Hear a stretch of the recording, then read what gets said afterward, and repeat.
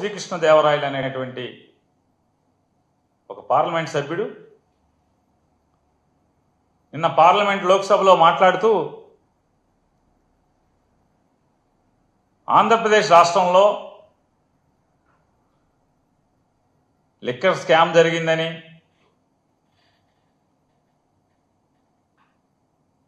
దాంట్లో ఎవరెవరో పేర్లు ఉటంకిస్తూ వాళ్ళ ద్వారా వేల కోట్ల రూపాయలు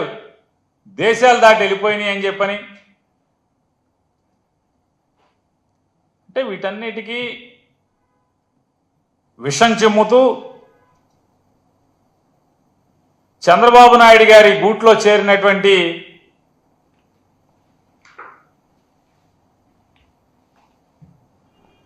ఫ్లెమింగో పక్షి లాంటి ఈ పెద్ద మనిషి గారు గూడు మారాడు. కొత్త గూడులో చేరి చంద్రబాబు చెప్పినట్టుగా చిలక పలుకులు పలుకుతున్నారు లోక్సభలో. వాస్తవాలు మాట్లాడితే ఎవరికి ఇబ్బంది ఉండదు, కానీ చంద్రబాబు నాయుడు మెప్పు కోసం ఈ రకమైనటువంటి విషం చిమ్మే కార్యక్రమం. జగన్మోహన్ రెడ్డి గారిని ఏదో రకంగా రాజకీయంగా నిందలు వేద్దామని చెప్పని, తద్వారా ప్రజలలో జగన్మోహన్ రెడ్డి గారి యొక్క నాయకత్వాన్ని తగ్గిద్దామనేటువంటి తప్పుడు కుట్రలో భాగమే ఈ లావు శ్రీకృష్ణ గారి చిలక పలుకులు అనేది ఇవాళ మనందరికీ అర్థమవుతున్నాయి. ఆయన ఏ గూడు నుంచి ఏ గూడుకి మారినా ఏదో ఒకటి ఇవాళ ఒక 21 మంది లోక్సభ సభ్యులకి నాయకత్వం వహించేటువంటి లావు శ్రీకృష్ణ గారు తనకున్నటువంటి అధికారాన్ని లేదా భగవంతుడు పల్నాడు ప్రజలు ఇచ్చినటువంటి ఆ గొప్ప అవకాశాన్ని ఆంధ్రప్రదేశ్ రాష్ట్రంలో విశాఖ ఉక్కు ఫ్యాక్టరీని బతికించేదానికి మైక్ను వాడడం, తనకున్న అవకాశాన్ని వాడడం, లేదా పోలవరం ప్రాజెక్టుకి అరకొర నిధులు కాదయా, సంపూర్ణమైనటువంటి భూసేకరణతో సహా నిర్వాసితులకి చెల్లించాల్సినటువంటి డబ్బులతో సహా తక్షణం చెల్లించండి అని నిలదీసేదానికి లోక్సభలో పల్నాడు ప్రజలు తనకి ఇచ్చినటువంటి మైక్లో మాట్లాడే అవకాశాన్ని ఆయన వాడుకోడు. లేదా ఈ ఆంధ్ర రాష్ట్రానికి మరీ ప్రత్యేకించి సాగు కోసం, తాగునీటి కోసం ఇబ్బందులు పడుతున్నటువంటి రాయలసీమ లిఫ్ట్ ఇరిగేషన్ని అధికారికంగా లేదా కేఆర్ఎంబి ఇచ్చినటువంటి స్టేని ఎత్తివేయటం కోసం పల్నాడు ప్రజలు ఇచ్చినటువంటి అధికారాన్ని తన మైకు వాడడం, లేదా ఈ మధ్యకాలంలో మనం చూస్తున్నాం జనాభా నియంత్రణ అనేది